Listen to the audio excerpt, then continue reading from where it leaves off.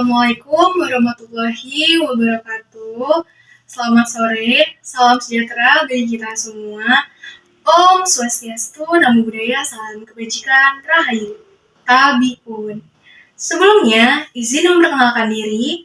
Nama saya Ananda Putri Maulia dengan NPM 2553024007 dari kelas 25A, Program Studi Pendidikan Biologi, Fakultas Keguruan dan Ilmu Pendidikan Universitas Lampung.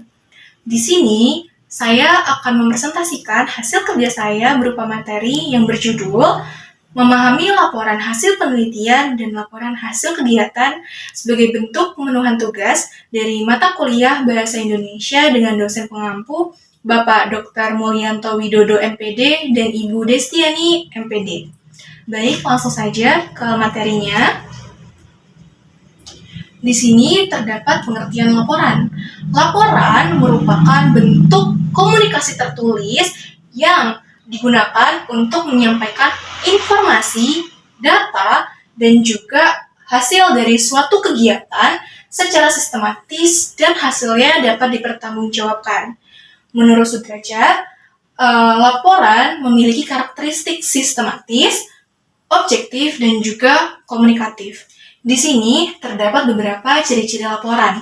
Yang pertama, disusun secara runtut dan sistematis dari awal hingga akhir. Lalu yang kedua, berdasarkan fakta dan data nyata, bukan fiktif dan bukan bodong, harus data real. Lalu yang ketiga, menggunakan bahasa formal dan baku. Lalu yang terakhir, mudah dipahami oleh pembaca, sehingga bahasa yang kita gunakan harus bahasa formal dan menghindari penggunaan kosakata yang ambigu. Terdapat pengertian dari laporan hasil penelitian. Laporan hasil penelitian merupakan dokumen ilmiah yang berisi proses dan hasil penelitian yang sudah dilakukan, yang disusun dengan sistematis, objektif, dan juga logis. Laporan penelitian itu digunakan untuk menyampaikan hasil penelitian yang sudah dilakukan kepada pembaca atau peneliti lain, yang hasil dari laporan ini itu bisa dipelajari dan dikembangkan untuk penelitian selanjutnya. Secara umum, laporan penelitian memuat beberapa unsur penting, seperti latar belakang, metode penelitian, lalu hasil penelitian, pembahasan, dan juga kesimpulan. Di sini terdapat ciri-ciri dari laporan hasil penelitian. Ciri-cirinya yang pertama harus bersifat ilmiah dan objektif. Lalu yang kedua tentunya, dan ini wajib, adalah menggunakan data yang valid dan tidak fiktif. Lalu yang ketiga itu harus disusun secara runtut dan sistematis, tidak boleh acak-acakan. Lalu yang keempat itu menggunakan metode penelitian tertentu agar hasil dari laporan hasil penelitian ini bisa sesuai. Lalu ada menggunakan bahasa yang baku dan juga formal. Nah, laporan hasil penelitian juga harus dapat dipertanggungjawabkan keasliannya secara akademik karena berisi dari hasil pengamatan dari peneliti. Kita lanjut ke materi berikutnya, yaitu struktur laporan dari hasil penelitian. Laporan hasil penelitian memiliki 3 bagian utama. Yang pertama ada bagian awal, kedua bagian utama, dan yang ketiga bagian akhir. Pada bagian awal itu memuat dari halaman judul, lalu ada abstrak, kata pengantar, serta daftar isi. Nah, di bagian utama tentunya memuat dari pendahuluan, lalu ada kajian pustaka, metode penelitian yang digunakan, lalu hasil dan pembahasan, serta kesimpulan. Di bagian akhir memuat daftar pustaka yang merupakan rujukan dari laporan hasil penelitian, serta lampiran jika ada, untuk mendukung dari laporan hasil penelitian tersebut. Terdapat fungsi laporan hasil penelitian. Yang pertama, fungsi dari laporan hasil penelitian itu untuk menyampaikan hasil penelitian secara ilmiah. Lalu yang kedua, menjadi sumber informasi dan referensi akademik. Lalu yang ketiga, itu mendukung untuk pengetahuan, ilmu pengetahuan. Jadi, laporan ini hasilnya nanti bisa digunakan untuk menunjang saat dilakukannya penelitian selanjutnya gitu.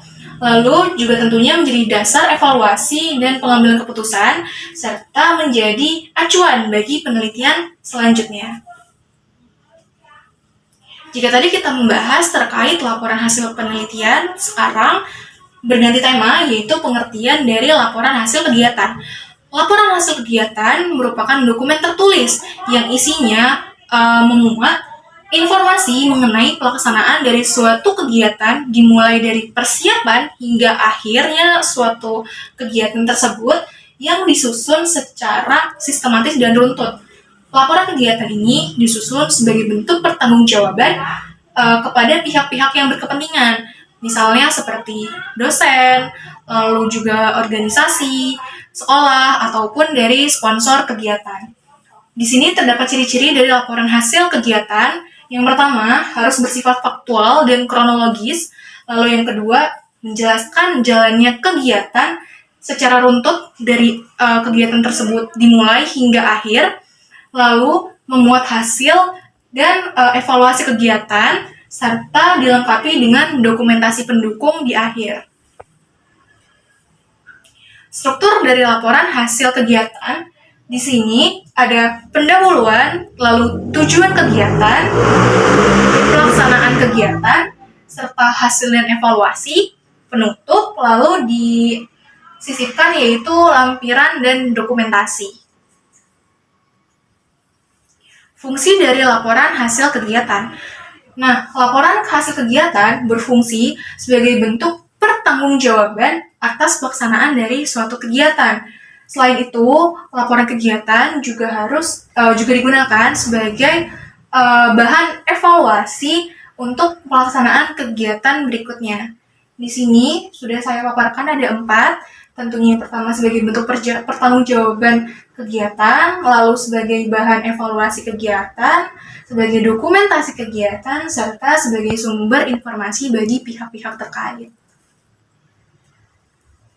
Di sini kita bisa melihat adanya perbedaan antara laporan hasil penelitian dengan laporan hasil kegiatan. Pada laporan hasil penelitian itu membahas penelitian ilmiah dan dia menggunakan metode penelitian. Kenapa digunakan metode penelitian? Karena ini sifatnya itu untuk akademik, sehingga diharuskan menggunakan metode penelitian. Sedangkan pada laporan kegiatan, itu dia membahas dari pelaksanaan kegiatan serta fokusnya itu pada kronologi kegiatan. Nah, di laporan hasil penelitian, dia fokusnya itu pada analisis data. Makanya data yang diperlukan itu harus data real, data asli dan nyata, bukan sekedar data fiktif atau data bodong.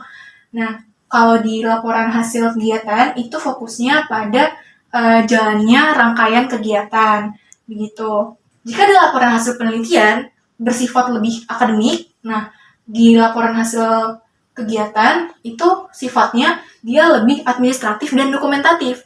Pada laporan hasil penelitian, contohnya yang bisa kita lihat itu ada di skripsi, lalu jurnal, dan artikel-artikel dalam jurnal tersebut. Sedangkan di laporan hasil kegiatan itu bisa kita lihat pada laporan seminar dan juga KKN. Tentunya untuk menulis laporan kita perlu memperhatikan kaidah kepenulisan. Di sini laporan yang baik harus menggunakan bahasa yang jelas, formal, dan juga mudah dipahami oleh para pembaca. Selain itu, laporan juga harus disusun secara sistematis dan berdasarkan data yang valid agar informasi yang diberikan itu dapat dipercaya. Hal-hal yang perlu kita perhatikan saat menulis laporan adalah menggunakan bahasa yang baku dan efektif. Lalu yang kedua, itu menyusun laporan secara runtut dan sistematis dimulai dari awal hingga akhir, harus runtut. Lalu yang ketiga, itu mencantumkan sumber dan data yang jelas. Lalu menggunakan struktur laporan yang lengkap. Jadi sebelum menyusun kita harus search terlebih dahulu bagaimana struktur yang baik dan benar. Lalu yang terakhir, menghindari penggunaan bahasa yang ambigu. Dari pemaparan tersebut bisa kita simpulkan bahwa laporan hasil penelitian merupakan dokumen ilmiah yang digunakan untuk menyampaikan hasil penelitian secara sistematis. Sementara itu, laporan hasil kegiatan merupakan dokumen yang digunakan untuk melaporkan pelaksanaan suatu kegiatan dimulai dari kegiatan tersebut berlangsung hingga selesai. Kedua jenis laporan ini juga memiliki fungsi penting, yaitu sebagai sumber informasi, evaluasi, dan dokumentasi di dalam dunia akademik maupun organisasi. Di sini saya juga mencantumkan untuk daftar pusaka. Mungkin sekian pemaparan materi yang dapat saya sampaikan. Saya menyadari bahwa dalam penyusunan materi ini dan saat presentasi masih terdapat banyak kekurangan. Oleh karena itu, saya mohon maaf dan kepada Allah saya mohon ampun. Baik, sekian presentasi dari saya. Saya akhiri. Wassalamualaikum warahmatullahi wabarakatuh.